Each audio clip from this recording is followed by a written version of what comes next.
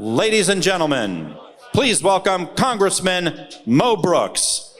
Thank you so much for being here today to help save America. Now, I'm Congressman Mo Brooks from Alabama's 5th Congressional District, and I've got a message that I need you to take to your heart and take back home, and along the way, stop at the Capitol. We are great because our ancestors sacrificed their blood, their sweat, their tears, their fortunes, and sometimes their lives. And what did they sacrifice for? They sacrificed for foundational principles that have combined to make us the greatest nation in world history.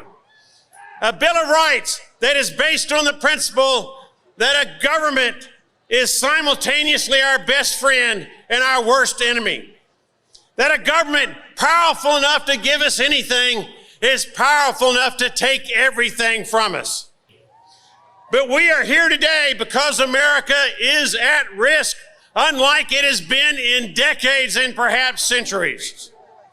Socialist Democrats attack and mock our moral values, even to the point of sarcastically in the United States Capitol, one of the most revered places in America, mockingly closing their hedonistic prayers with a man and a woman. What is that? The 2020 election is behind us. Today is a time of choosing, and tomorrow is a time for fighting. Today, the curtain will be pulled back, and American patriots will learn by their votes which Republican senators and congressmen have the courage to fight for America. Today, by their votes, Americans will learn which Republican congressmen and senators love their bourbon, love their cigars, love their prestige, love their personal power, love their special interest group money more than they love America. Republican senators and congressmen have a simple choice. Today, Republican senators and congressmen will either vote to turn America into a godless, amoral, dictatorial, oppressed, and socialist nation on the decline, or they will join us and they will fight and vote against voter fraud and election theft and vote for keeping America great. Mo Brooks is a Republican congressman from Alabama's 5th Congressional District, and he is being sued by the Democrats. He's being sued by Congressman Eric Swalwell. He ran for president, if you remember, in 2020. Swalwell is accusing Mo Brooks of inciting violence on January 6th. Swalwell claims that when Mo Brooks stood at the ellipse before Donald Trump went on stage, when Congressman Mo Brooks screamed, "Today is the day we start taking down names and kicking ass," he was, according to this lawsuit, he was inciting violence against the Capitol. As such, today is important in another way. Today is the day American patriots start taking down names and kicking ass.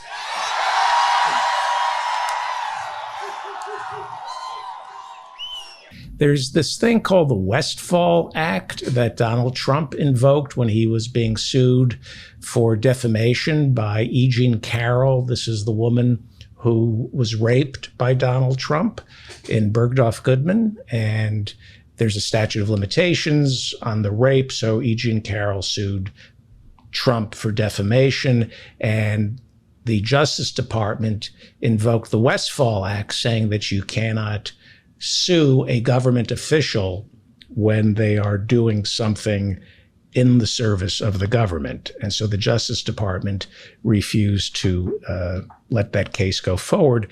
They did rule, surprisingly, this Justice Department will not defend Mo Brooks in this lawsuit where he's being accused of inciting violence at the Capitol. Well, Mo Brooks gave an interview. Congressman Mo Brooks gave an interview with Slate, and it came out today that before he went up and spoke on January 6th, he put on body armor. He told Slate magazine that on January 5th, he was tipped off that something was about to go down. He was told that there were many risks to expect leading up to the speech. He told Slate, "I was warned on Monday, January 4th, that there might be risks associated with the next few days. And as a consequence," he goes on to say, "of those warnings, I did not go to my condo. Instead, I slept on the floor of my office. And when I gave my speech at the Ellipse, I was wearing body armor. That's why I was wearing that nice little windbreaker to cover up the body armor."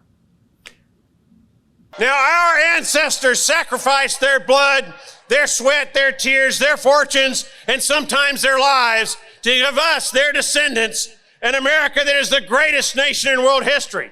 So I have a question for you. Are you willing to do the same? My answer is yes. Louder, are you willing to do what it takes to fight for America? Louder, will you fight for America?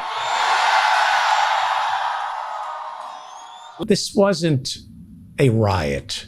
This was a planned insurrection. This was planned.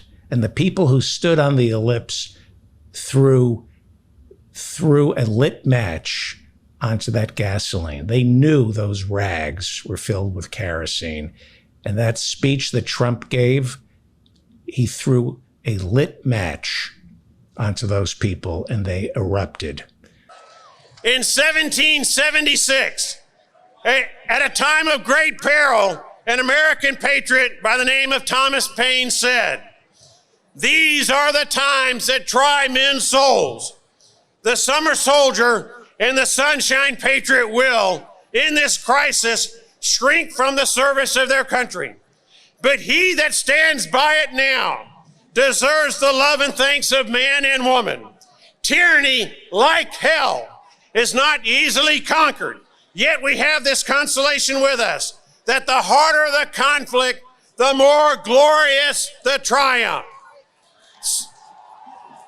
Such was the mettle of our founding fathers. And today's times do try our souls. But today, we can make our voices heard for America by uttering words that cause socialists and weak-kneed Republicans on Capitol Hill to know that we, American patriots, are not going to take it anymore. That we, American patriots, are going to come right at them. That we, American patriots, are going to take America back and restore the foundational principles that have combined to make us the greatest nation in world history. What are the simple words we must shout to the heavens and carry the message to Capitol Hill?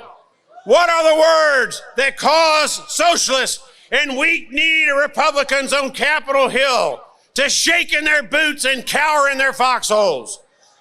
What are the words that scare the hell out of socialists and weak-kneed Republicans alike? Join with me. USA, USA, USA. Washington, America, heed those words, because we're going to carry them right to you. USA, God bless America, and the fight begins today.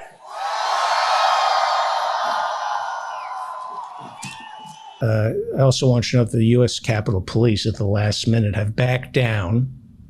On Thursday, they said they will not arrest members of the House of Representatives who refuse to wear a face mask. Now, this is this big controversy this week. Nancy Pelosi, Speaker Pelosi, has said if you want to speak in the House of Representatives, if you want to go into the House of Representatives, you have to wear a mask. And she then said, if you refuse to wear a mask, you will get arrested. Well, the Capitol Police have been challenged by the Republicans, and we're getting reports that they have backed down. The police, the Capitol Police, as if they don't have enough problems, are now saying they're asking maskless Republicans to go home and not arrest them. Personally, I would arrest them. I would arrest them because you can't separate what happened on January 6th from what is happening in the Republican Party and all across America when it comes to these morons refusing to wear a mask or get vaccinated. Simply put, the same people who are denying the efficacy of vaccines or masks are the very same people who deny that January 6th was an insurrection. Now, I know there are people like Professor Ben Burgess who are on our side, some people on the left. They honestly believe January 6th was a blip, that we're overreacting to it. And I know that Ben Burgess believes that COVID is real and that climate change is real. But for the most part, especially when you're looking at Republicans, if you believe that vaccines don't work or masks don't work, then you don't believe climate change is man-made, and you don't believe January 6th was a group of right-wing henchmen doing extrajudicial work for the authoritarian fascists in our country. The Proud Boys, the Oath Keepers, the Three Percenters, they are all part of the same racist fabric that ties the right-wing authoritarian fascists together. They are all anti-government, anti-science, and anti-mask, anti-vax, anti-black, anti-Muslim, anti-Jew, anti-woman. The incels are part of this, anti-LGBTQ. And these people don't believe in masks, but they're very good in masking what they truly believe. They won't say they're fascists. They're good at masking who they really are, but they will say and do anything to move the agenda that they believe in forward, and especially when it comes to violence. For many of these people, violence is the point. Don Jr., Giuliani, they don't want to dirty their hands with violence. They want money. They want to see cruelty, but they seek out people who believe that violence is the point. People who belong to the Oath Keepers, the Proud Boys, they're in it for the violence, and they're the useful tools for the authoritarians. And so, regardless of what Professor Ben Burgess, who I respect, believes, January 6th is just the beginning. And if we don't snuff this out now, it's just the beginning. This doesn't end on January 6th, because you now have a Republican Party that knows it can't rely on elections, so it has to fix them. Sometimes it can rely on judges because it's fixing the courts. But in the end, this Republican Party relies on lies and intimidation. Lies and intimidations. And that is what January 6th was. Intimidation.